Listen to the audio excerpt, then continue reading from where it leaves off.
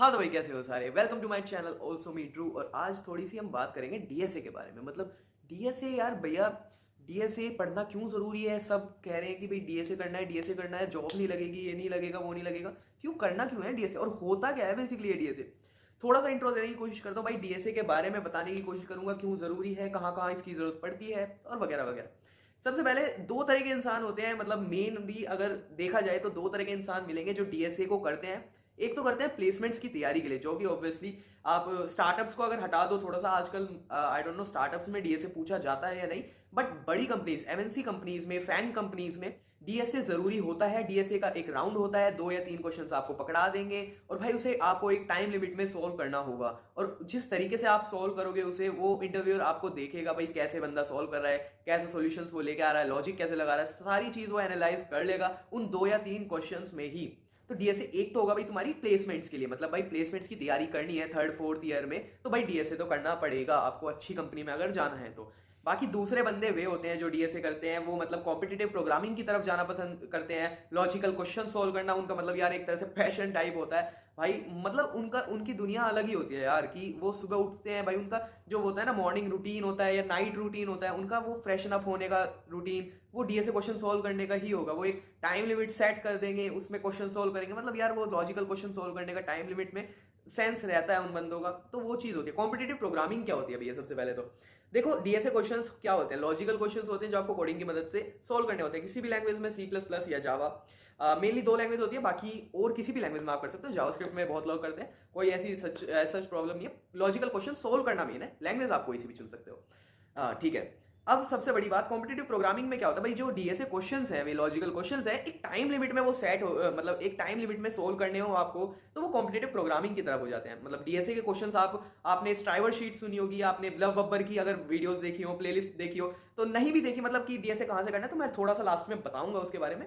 सबसे पहले competitive programming की 2-3 वेबसाइट्स जान लो। कोड फोर्सेस हो गया, कोड शेफ हो गया, और मतलब इनमें कंटेस्ट होते रहता है। कोड फोर्सेस सीपी के लिए सबसे बेस्ट वेबसाइट मानी जाती है जहां तक मैंने सुना है। बाकी मैंने आज तक कॉम्पिटिटिव प्रोग्रामिंग ट्राई नहीं करी है, मैं सिर्फ डीएसए क्वेश्चन अभी सॉल्व कर रहा हूँ। इंस्टा पे आपने नहीं देखा तो ऑल्सो मी ट्रू के नाम से जो ये चैनल है, यूट्यूब चैनल, वही यूजर नेम वहां पे इंस्टा पे भी है सेम, तो जाके जरूर देखना। 100 डेज ऑफ कोड चल रहा है मेरा डीएसए का, वहां पे मैं डीएसए कर रहा हूँ। तो ये 2-3 वेबसाइट हो गई कॉम्पिटेटिव प्रोग्रामिंग की। लेकिन भैया कॉम्पिटेटिव प्रोग्रामिंग के लिए पहले डीएसए क्वेश्चंस खुद से सॉल्व तो करने होंगे, लॉजिकल क्वेश्चंस खुद विदाउट टाइम लिमिट भी करने होंगे ना पहले। मतलब यार स्टार्टिंग जब करते हो ना तुम, तो विदाउट टाइम लिमिट भी आप कर सकते हो, ऐसा कोई प्रॉब्लम नहीं है। लेकिन आप ये ध्यान रखना कि टाइम टू टाइम आपका आधे से ज्यादा डीएसए हो गया या आधे पे आप पहुंच गए ना, तो जरूरी याद रखना कि टाइम लिमिट जरूर सेट करो, क्योंकि भाई उससे ये रहता है कि ऐसा नहीं है कि मतलब आप घंटे 2 घंटे मतलब घंटे 2 घंटे लगते हैं क्वेश्चंस में, नो प्रॉब्लम। लेकिन ऐसा नहीं है पूरे पूरे दिन लगे पड़े उसमें, 4-5 घंटे एक ही क्वेश्चन में निकाल दिया, ऐसा नहीं होता भाई। डीएसए करने का तरीका मैं बता देता हूं थोड़ा सा। सबसे पहले आपको एक लैंग्वेज चूज करनी होगी। लैंग्वेज मैंने आपको बताया कोई सी भी आप चूज कर सकते हो, आपको कोई प्रॉब्लम नहीं होनी चाहिए। लोग पाइथन में भी करते हैं, लोग जावास्क्रिप्ट में भी करते हैं, लेकिन मेन 2 लैंग्वेजेस होती हैं, वो होती है सी प्लस प्लस और जावा, जो कि मोस्ट ऑफ द बंदे इन्हीं लैंग्वेजेस में कर रहे होते हैं। और ऐसा कोई प्रॉब्लम नहीं है, बिल्कुल सेम सेम के सिंटेक्स रहते हैं, थोड़ा बहुत ही फर्क रहता है। आप कोई सी भी चुन सकते हो, कोई ऐसी प्रायोरिटी लिस्ट नहीं है कि भाई सी प्लस प्लस में करनी चाहिए या जावा में करनी चाहिए। आप कोई सी भी अपने मर्जी की चूज कर सकते हो। मैंने चूज करी जैसे सी प्लस प्लस, मेरा हाथ पहले से सी प्लस प्लस से अच्छा बैठ रहा था, उसमें कुछ लाइब्रेरीज होती हैं, एसक्यूएल लाइब्रेरीज, मैं उसको उनसे काफी यूज्ड हूं, तो मैंने सी प्लस प्लस चूज कर ली। सी प्लस प्लस में मैंने थोड़े बेसिक क्वेश्चंस करे भाई, थोड़े एडवांस क्वेश्चंस करे, मीडियम क्वेश्चंस करे, मतलब ऐसे करते करते मैंने पूरी स्ट्राइवर शीट। हाँ, इससे मुझे याद आ कि भाई 2-3 जगह बता देता हूं जहां से आप डीएसए क्वेश्चंस कर सकते हो भाई। एक तो आपको अगर यूट्यूब से प्लेलिस्ट पूरी अगर चाहिए तो वो एक लव बब्बर है नाम का। फिर आपको मिल जाएगा कोड विद हैरी, ये सारे मतलब डीएसए क्वेश्चंस के इनकी प्लेलिस्ट मिल जाएगी। सीधा नाम लिखना लव बब्बर डीएसए प्लेलिस्ट या फिर code with Harry DSA playlist, पूरी की पूरी प्लेलिस्ट आपको मिल जाएगी। दूसरा, अगर आपको शीट वाइज क्वेश्चंस चाहिए अलग से, तो वो स्ट्राइवर शीट मेरे हिसाब से मतलब उससे अच्छी, मैंने स्ट्राइवर शीट से अच्छी कोई शीट नहीं देगी डीएसए क्वेश्चंस की। उसमें क्या दिया रहता है भाई, इजी टू हार्ड, हर एक कंसेप्ट के अलग अलग क्वेश्चंस दिए रहते हैं और आपको सीरियल वाइज उन्हें सोल्व करना रहता है। मैं भी स्ट्राइवर शीट को फॉलो कर रहा हूँ और मेरा काफी अच्छा रिस्पॉन्स है उसकी साइड से। मतलब यार काफी क्वालिटी क्वेश्चंस वो दे रहा है बंदा। वो स्ट्राइवर शीट और ये सारी प्लेलिस्ट जो मैंने बताई, लव बब्बर और कोड विद हैरी, ये सारी बिल्कुल फ्री है, आपको जरा सा भी पैसा लगाने की जरूरत नहीं है। आप अच्छे से जाके यहाँ पे प्रैक्टिस कर सकते हो। मैं डिस्क्रिप्शन में लिंक दे दूंगा तीनों का। प्रायोरिटी में मेरे हिसाब से मतलब ऐसे कोई प्रायोरिटी नहीं है तीनों की, लेकिन आप स्ट्राइवर शीट कर लोगे तो आपके कोई प्रॉब्लम नहीं आएगी। बेसिक से एडवांस तक सारी चीजें कवर हो जाएंगी उसमें। भाई इसके लिए थोड़ा सा प्री रिक्विजिट ये है कि भाई एक वन शॉट आप देख लेना सी प्लस प्लस का। सी प्लस प्लस हल्की सी आपको लैंग्वेज आनी चाहिए और उसके बेसिक क्वेश्चन तो आप स्ट्राइवर शीट में कर ही लोगे, तो उसका आपका बेस भी बन जाएगा। एडवांस तक भी आप आराम से धीरे धीरे करके पहुंच जाओगे। अब भैया डीएसए क्वेश्चंस में कितने टॉपिक होते हैं, मतलब मैं लिस्ट लगा रहा हूँ यहाँ पे, पूरे ये सारे टॉपिक्स होते हैं भैया। किस टाइम करना चाहिए, मतलब हम कॉलेज में हैं या हम स्कूल में, हर तरह का बच्चा यहाँ पे मिलेगा। कॉलेज स्टूडेंट का बताता हूँ मैं। कॉलेज स्टूडेंट जैसे फर्स्ट ईयर में आता है तो भाई उसके पास चॉइस रहती है कि वो दो साइड जा सकता है, डीएसए जा सकता है या फिर वेब डेवलपमेंट साइड जा सकता है, या फिर अलग ही उसका कोई पैशन हो तो वो उसको फॉलो कर सकता है, कोई ऐसा प्रॉब्लम नहीं है। लेकिन हम बात करते हैं भाई प्लेसमेंट रेडी हमें होना है। प्लेसमेंट रेडी होने के लिए मेन दो चीज़ ये आनी जरूरी है। फोर्थ ईयर तक, बेसिकली थर्ड ईयर तक कर लेनी चाहिए, ये मतलब प्रायोरिटी रहती है भाई, थर्ड ईयर तक ये कंप्लीट हो जानी चाहिए चीज़ें। फोर्थ ईयर में फिर और आगे की एडवांस स्किल्स हम सीखते हैं, वो बात की बात हो जाती है। मेन जो दो स्किल्स होती हैं भाई वो होती है वेब डेवलपमेंट, दूसरी होती है डीएसए। डीएसए सिर्फ एक तरह से आप मानो कि प्लेसमेंट्स के लिए, प्लेसमेंट में बैठने के लिए वहाँ पे मतलब क्वेश्चंस पूछे जाते हैं, तो वो राउंड क्लियर करने के लिए हमें डीएसए पूछा जाता है।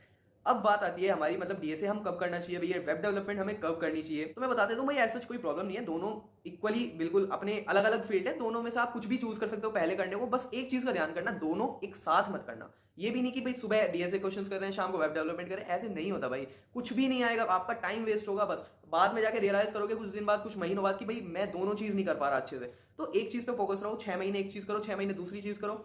फिर आपका जिस चीज में इंटरेस्ट है, अगर डीएसए में इंटरेस्ट है तो भाई कॉम्पिटेटिव प्रोग्रामिंग की तरफ बढ़ो, कॉम्पिटेटिव प्रोग्रामिंग की तरफ बढ़ो, ये वेबसाइट्स एक्सप्लोर करो, कोड फोर्सेस वगैरह, काफी कंटेस्ट वगैरह होते हैं। और भाई इनमें अगर टॉप रैंकिंग आ गई ना, कंपनी डायरेक्ट अप्रोच करती है, कोई मतलब तुम्हारी डिग्री नहीं देखेगा। तो इसका फायदा ये होता है, अगर आपका डीएसए में इंटरेस्ट नहीं आ रहा, आपको पता लग जाएगा, लेकिन भाई डीएसए क्वेश्चन जरूर सोल्व कर लेना, इंटरव्यू में काम आते हैं जो मैंने बताया। चाहे कॉम्पिटेटिव प्रोग्रामिंग की तरफ मत बढ़ना, लेकिन अगर आपका इंटरेस्ट नहीं भी आ रहा ना, तो भाई सोल्व कर लेना डीएसए क्वेश्चन, ठीक है। आपको आइडिया हो जाएगा, सारे टॉपिक्स कवर हो जाएंगे, सारे टॉपिक्स आप ये कवर कर लोगे तो हो जाएगा। अब ये टॉपिक्स कितने टाइम पीरियड में सोल्व करने, भाई सबकी अपनी अपनी स्पीड होती है। मैं कहता हूँ भाई, लोग ये बताते हैं कि 6 महीने में कंप्लीट कर लेना चाहिए, मैं कह रहा हूँ भाई अगर आप फर्स्ट ईयर में हो ना, तो पूरा साल भी दे दो, कोई ऐसी प्रॉब्लम नहीं है। दूसरी बात, अगर आप सेकंड ईयर थर्ड ईयर में, तो कोशिश करो भाई 6 महीने में कंप्लीट करो, क्योंकि हमारे प्रोजेक्ट्स देखे जाते हैं, वो प्रोजेक्ट्स हम डीएसए में नहीं बना सकते। डीएसए तो एक प्रॉब्लम सॉल्विंग चीज हो गई, वो अलग कंसेप्ट है। हमें प्रोजेक्ट्स बनाने होते हैं डेवलपमेंट साइड में, डेवलपमेंट साइड हमें उसके लिए भी पढ़नी होगी। फिर डीएसए हमने कर लिया, उसके बाद हम वेब डेवलपमेंट कर सकते हैं, या फिर वेब डेवलपमेंट पहले कर लो, डीएसए बिल्कुल लास्ट में कर लो, कोई प्रॉब्लम नहीं है, दोनों तरीके बिल्कुल सही है।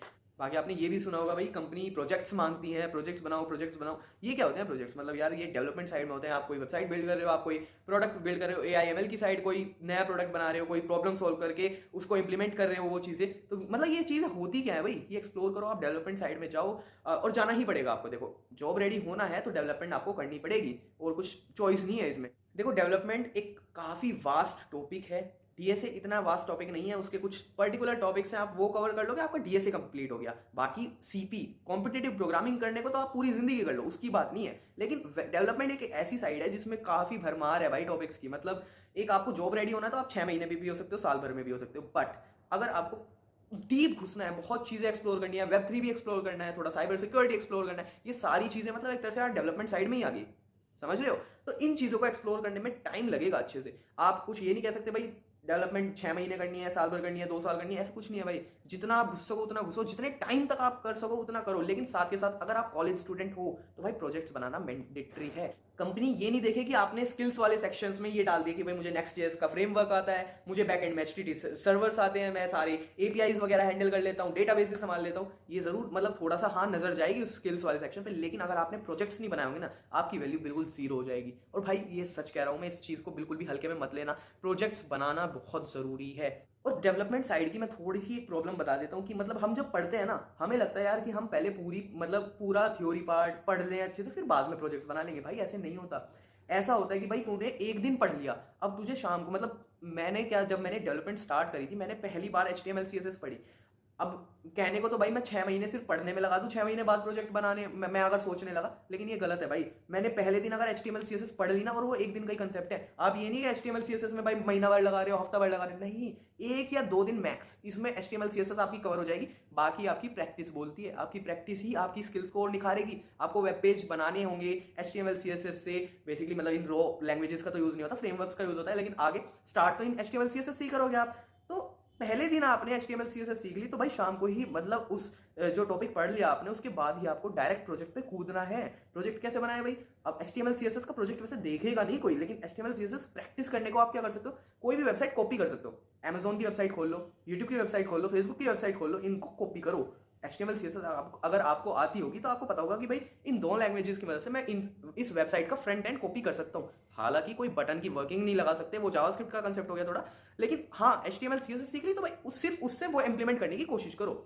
जावास्क्रिप्ट सीख ली तो टू डू लिस्ट बनाओ, फ्रेमवर्क सीख लिए तो भाई कोई अच्छी लेवल की एडवांस लेवल की वेबसाइट बनाओ। ऐसे चलता है वेब डेवलपमेंट का काम। अब मैं थोड़ा सा ये बता देता हूँ कुछ फर्स्ट ईयर स्टूडेंट्स के लिए जो अभी अभी कॉलेज में एंटर हुए हैं, क्योंकि टाइम चल रहा है, सब लोग अभी जा रहे हैं कॉलेज में, तो आपको अपनी कोडिंग जर्नी, जो कोडर्स हैं बेसिकली जो कंप्यूटर रिलेटेड ब्रांच में है, उनको स्टार्ट कैसे करना है मैं वो बता देता हूँ। देखो प्रायोरिटी अपनी अपनी हो सकती है, जैसे मैंने बताया डीएसए पहले कर सकते हैं, वेब डेवलपमेंट पहले कर सकते हैं, वो अपनी अपनी चॉइस है। लेकिन अगर आपको एक ऐसा आप ऐसे बंदे हो कि भाई मुझे रोड मैप दे दो कि पहले ये करूँ फिर ये करूँ फिर ये करूँ, मैं उसे अंधा करके फॉलो कर लूंगा, तो भाई एक रोड मैप मैं आपको बता देता हूँ कि भाई फर्स्ट ईयर में जैसे आप एंटर करे हो ना, तो डीएसए अभी रहने दो, डीएसए अभी रहने दो, डीएसए आप स्टार्ट करना थर्ड ईयर की स्टार्टिंग में। लेकिन इसका मतलब ये बिल्कुल भी नहीं है कि थर्ड ईयर में मैं इस डीएसए को कह रहा हूँ तो ये इंपॉर्टेंट नहीं है भाई, सबसे ज्यादा इंपॉर्टेंट डीएसए होता है। अगर बड़ी कंपनीज में आप जा रहे हो तो डीएसए थर्ड ईयर में आप करोगे तो आपको याद भी रहेगा। मैं इसलिए कह रहा हूँ फोर्थ ईयर में जब प्लेसमेंट्स में बैठोगे या थर्ड ईयर की लास्ट में आप प्लेसमेंट्स में बैठोगे तो आपको डीएसए याद रहेगा। सबसे मेन बात, अगर आप मतलब ये उनके लिए मतलब डीएसए अच्छा नहीं लगता जिनको, बाकी फर्स्ट और सेकंड ईयर में आप कोशिश करना वेब डेवलपमेंट को पूरा एक्सप्लोर करो, जितना हो सके उतना एक्सप्लोर करो फर्स्ट ईयर खासकर,